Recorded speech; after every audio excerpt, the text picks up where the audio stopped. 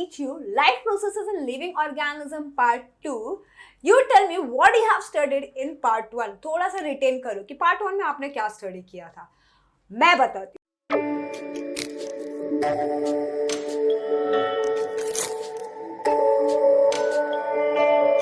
Part 1 में you have studied all the physiological process except one. एक physiology process को छोड़ के बाकी सब आपने पार्ट 1 में पढ़ लिया है. And which one was left is the most important physiology process that is known as reproduction. So this part is going to focus only on reproduction topic. अब इसमें हमें क्या क्या पढ़ना है? पहले तो हमें इसके अंदर पढ़ना है the types of reproduction. So first we are going to study types of reproduction. Second, we are going to study the modern technology related to reproduction. So I am just writing technology related to reproduction or reproductive processes. Next, we are going to study the reproductive health. And last, we are going to study which is a problem in our country, that is population explosion aspects. तो इस chapter में हमें इस चार चीजों में ध्यान देना है. Fine? So first I am starting with the basics, that is types of reproduction. Before we study types of reproduction, we should be knowing the definition of reproduction. तो हमें क्या पता होना चाहिए? Definition. Now what is definition of reproduction? Reproduction is nothing but formation of. This is the definition given in your textbook जो आपको exam में लिखना है. Formation of किसका? New organism. But कैसा? Of same species. Formation of new organism of same species. कहाँ से? From existing organism. So ये है proper definition from your textbook. Fine? Okay? Now we have to, this is the definition. अब इसके बाद हमें किस पे फोकस करना है? Types. Types of reproduction. I hope you are aware of it. There are two types of reproduction. कितने types होते हैं? Two types. Fine. One is the primitive one, which is known as asexual reproduction. Second one is sexual reproduction. Fine. First we are going to study the difference between sexual and asexual reproduction. Later हम start करेंगे asexual reproduction से पहले. तो first of all, what I am doing, the types of reproduction from this chapter. So one by one, the distinguish. First, asexual reproduction is uniparental process. Uniparental process का meaning होता है कि एक ही parent involve होता है. यहाँ पे biparental process, दो parents involve होते हैं. Fine. Second, distinguish. Over here, gametes are not formed. यहाँ पे gametes formation नहीं होता है. यहाँ पे gametes are formed.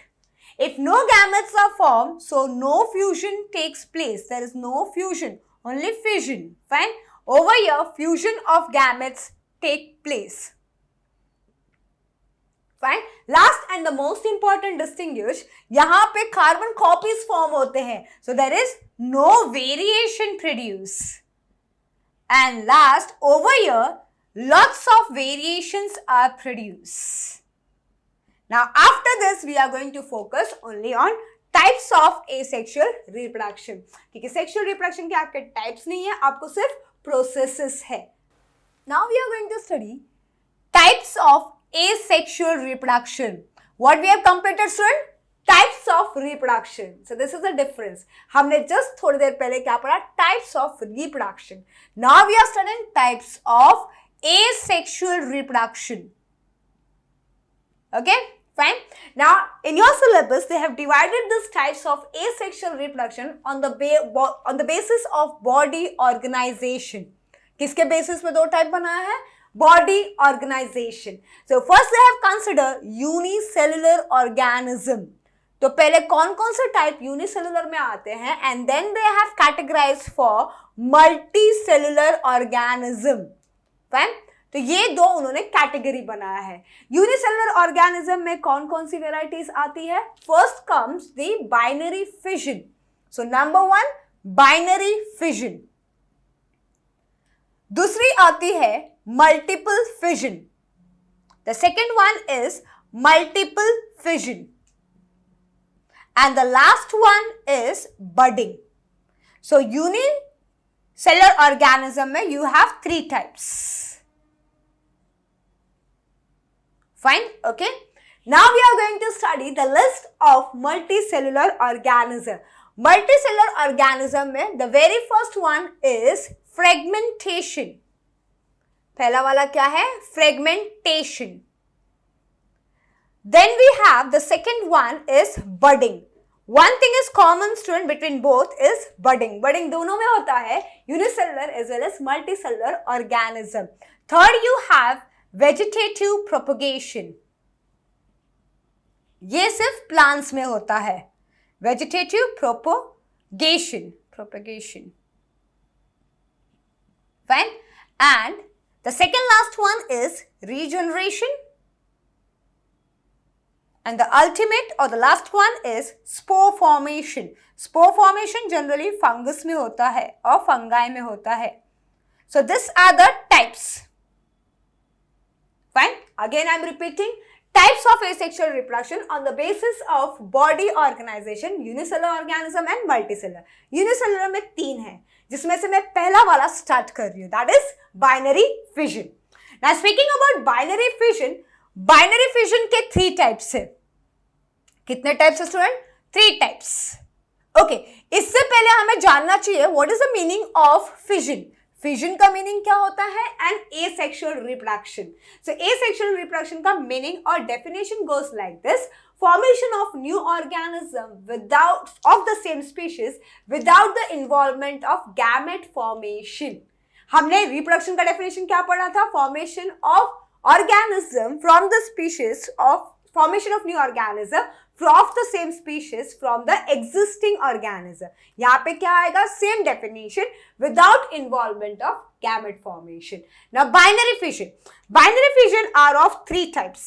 इसके कितने types है? 3 types.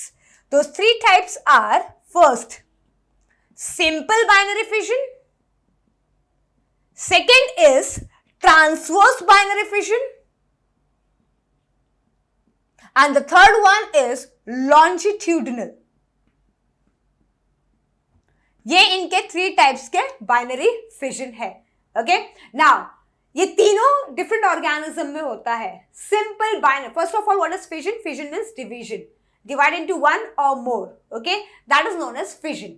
अब simple binary fission occurs in, we will study with the help of example. तो सिंपल बाइनरी फिजन किसमें होता है? Amoeba, the simplest protist. Fine, protist means protista. Next, transverse binary fission का example कौन सा है? Paramecium. Fine, the spelling in your textbook is misprinted. Fine, that is Paramecium. And longitudinal किसके अंदर होता है? Example, Euglena. ओके, सो ये तीनों एग्जाम्पल है. अगर आप ध्यान से देखेंगे तो तीनों एग्जाम्पल किसके हैं? All the 3 examples are of protista. So protista is the kingdom which is carrying out binary fission. Now, simple binary fission क्या होता है? Simple binary fission is nothing but this is one amoeba. Amoeba आप सबको पता है कि irregular होता है. तो इसके अंदर सबसे पहले अंदर एक न्यूक्लियस होता है. न्यूक्लियस डिवाइड होके 2 हो जाता है. There is formation of 2 nucleus and then slowly ऐसे formation cytoplasm divide. फाइन, तो यहाँ पे एक nucleus followed by the division of cytoplasm. So first होता है कैरियोकाइनेसिस, सेकंड होता है साइटोकाइनेसिस, और ये डिवाइड होके 2 अमीबास फॉर्म हो जाते हैं. Individual amoebas are form. So very simple. क्या होता है सिंपल बाइनरी फिजन में? That is amoeba, irregular body. First, nucleus divides into 2 and followed by the division of cytoplasm, giving rise to 2 daughter amoeba. अब karyokinesis, cytokinesis ये सब आपने कहाँ पे पढ़ा हुआ है? ये studied in life process part 1. Next is transverse. Transverse का meaning होता है ऐसे कट होना, horizontally. That is known as transverse. Simple में कहीं से भी हो सकता है. ट्रांसवर्स मतलब हॉरिजॉन्टली. तो ये किसके अंदर होता है? पैरामोशियम के अंदर होता है. आप सबको पता है पैरामोशियम का स्ट्रक्चर समवट ऐसा होता है. Fine, okay. तो बीच में से कटिंग होती है and then 2 paramoeciums are formed. Very simple. This is, see, for on what basis the three names have been given? The direction. किस direction में ये divide हो रहे हैं उसके basis पे तीन नाम रखा गया है. Longitudinal में example is euglena. So euglena का shape कैसा था? ऐसा होता है. Fine, okay. And जब उनको divide होना होता है तो they form like this. This is one euglena and this is dividing another euglena. Fine. So जिसको कहते हैं longitudinal. Longitudinal मतलब vertical. So we have completed with binary fission. एक बार quick revision में करा दूं. Binary fission is nothing but dividing into two. Binary मतलब दो, fission means dividing. So dividing into two. इनके तीन types से. किसके basis पे? On the angle of division. किस साइड से वो कट हो रहे हैं उसके बेसिस पे उनका नाम रखा गया है. Simple binary fission in amoeba कहीं से भी कंस्ट्रक्शन फॉर्म होगा, पहले न्यूक्लियस डिवाइड होगा एंड फिर साइटोप्लाज्म. दूसरा एंड तीसरे में भी वही होता है. First the nucleus divide and then the cytoplasm. So in case of simple, any direction it can divide. In case of transverse, horizontal. In case of longitudinal, vertical. So we completed with binary fission. Now the next one is multiple fission. Binary fission का मतलब होता है एक organism से दो organism form होगा, but multiple fission में एक में से 4, 5, 6, 7, 8 जितना चाहिए उतनी जितनी उनकी कैपेसिटी है. Now one more thing you have to remember student, all this thing happens in favourable condition. Favourable condition का मीनिंग क्या होता है? That whatever things they require, nutrient, temperature, anything जो उनको चाहिए वो सब जब अवेलेबल होगा तब ये रिप्रोडक्शन करेंगे, वरना नहीं करेंगे. सो एक चीज याद रखना, every process whatever I have written over here, it is through favorable condition. Right? So I'm starting with multiple fission. Multiple fission का example दिया हुआ है, it's again amoeba. Fine. Amoeba can carry out binary fission as well as multiple fission. उनके एक same example है. अब multiple fission में क्या होता है? This is amoeba. ये अमीबा है, उसका एक न्यूक्लियस है. फाइन. पहले सबसे पहले step number 1 in multiple fission is the nucleus will divide. Same है. बट यहाँ पे न्यूक्लियस का एक नहीं मल्टीपल डिवीजन होगा. क्या कहा मैंने?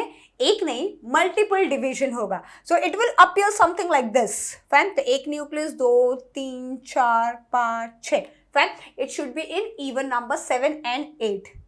Okay fine.